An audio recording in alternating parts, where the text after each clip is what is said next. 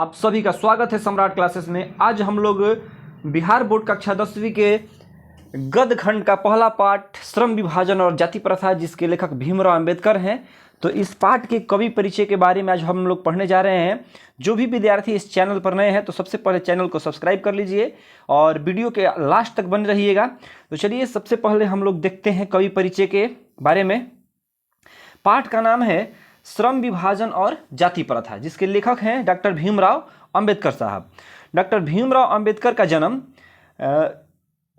14 अप्रैल 1891 ईस्वी में मध्य प्रदेश के मऊ में एक दलित परिवार में हुआ था। भीमराव अंबेडकर जी का जन्म 14 अप्रैल 1891 ईस्वी में मध्य प्रदेश के मऊ के एक दलित परिवार में हुआ था। ठीक, इन मानव मुक्ति के पुरोधा बाबा साहब अपने समय के अच्छे पढ़े लिखे श्रेष्ठ लोगों में से एक थे। आगे देखते हैं इनके शिक्षा के बारे में। तो अंबेडकर जी प्राथमिक शिक्षा के बाद बड़ौदा नरेश के प्रोत्साहन पर उच्चतर शिक्षा के लिए न्यूयॉर्क अमेरिका चले गए और फिर वहां से लंदन इंग्लैंड गए। बाबा साहेब ने संस्कृत का धार्मिक, पौराणिक और पूरा वैदिक वाङ्मय अनुवाद के जरिए पढ़ा और ऐतिहासिक सामाजिक क्षेत्र में अनेक मौलिक स्थापनाएं प्रस्तुत की। डॉक्टर भीमराव अंबेडकर जी का मृत्यु 6 दिसंबर 1956 ईस्वी में दिल्ली में हुआ। और आगे देखते हैं इनकी जो प्रमुख रचना है। तो डॉक्टर भीमराव अंबेडकर जी ने अनेकों पुस्तकों की रचना की और कुछ यहाँ पर उनकी प्रमुख रचनाएं एवं भाषण दिया गया है। तो इनका पहला रचना है the caste in India, their mechanism, genesis and development, the untouchables, who are the Shudras, Buddhism and communism, Buddha and his Dhamma, thoughts on linguistic state, the rise and fall of the Hindu women, annihilation of caste इत्यादि। ये सभी प्रमुख इनकी रचना थी। भारत सरकार के कल्याण मंत्रालय ने हिंदी में उनका संपूर्ण वाङ्मय बाबा साहब अंबेडकर संपूर्ण वाङ्मय नाम से 21 खंडों में प्रकाशित हो चुका है। आगे देखते हैं इनका साहित्यिक विशेषता।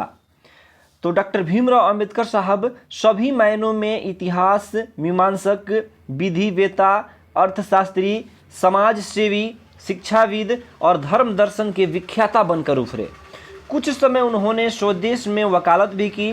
अंबेडकर जी ने समाज और राजनीति में अत्यधिक सक्रिय भूमिका निभाते हुए अछूतों, स्त्रियों और मजदूरों को मानवीय अधिकार एवं सम्मान दिलाने के लिए अथक प्रयास किया। बुद्ध, कबीर और ज्योतिबा फूले ये तीनों उन्हें चिंतन व रचनात्मक में प्रमुख प्रेरणा स्रोत रहे।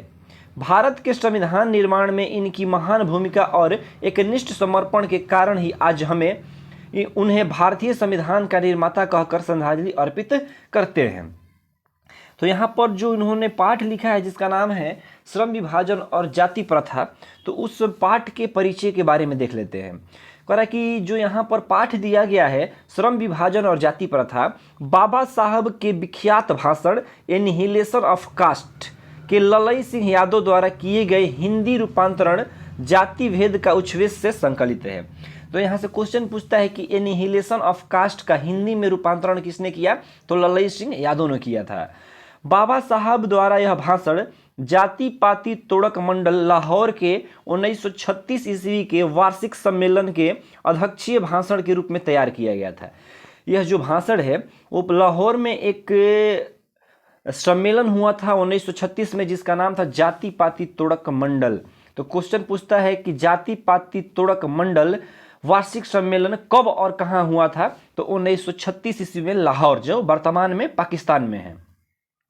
लेकिन इनकी क्रांतिकारी दृष्टि से आयोजकों की पूर्णतः सहमति न होने के कारण यह सम्मेलन स्थगित हो गया और यह पढ़ा भी नहीं गया। बाद में बाबा साहब ने इस भाषण को स्वतंत्र पुस्तिका का रूप दे दिया। प्रस्तुत पाठ में लेखक ने जातिवाद के आधार पर की जाने वाली असमानताओं का तार्किक विरोध किया है। इस पाठ में भीमराव अंबेडकर जी ने बताया है कि जातिवाद जो है हमारे देश के लिए बहुत हानिकारक है। जातिवाद हमारे देश में नहीं रहना चाहिए।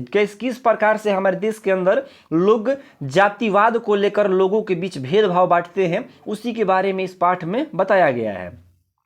जाति प्रथा के विषमता पूर्वक सामाजिक आधारों, रूढ़ पूर्वग्रहों और लोकतंत्र के लिए उनकी अस्थायीकर प्रवृत्ति पर भी यहाँ एक सम्भ्रांत विधिवेत्ता का दृष्टिकोण उजागर हुआ है। भारतीय लोकतंत्र के युवा भावी नागरिकों के लिए यह आलेख अत्यंत शिक्षाप्रद है। इस पाठ में इन्होंने बताया है कि किस प्रकार से समाज में लोग जाति के नाम पर भेदभाव करते हैं, धर्म के नाम पर भेदभाव करते हैं, उसी के बारे में इस पाठ में जिक्र किया गया है।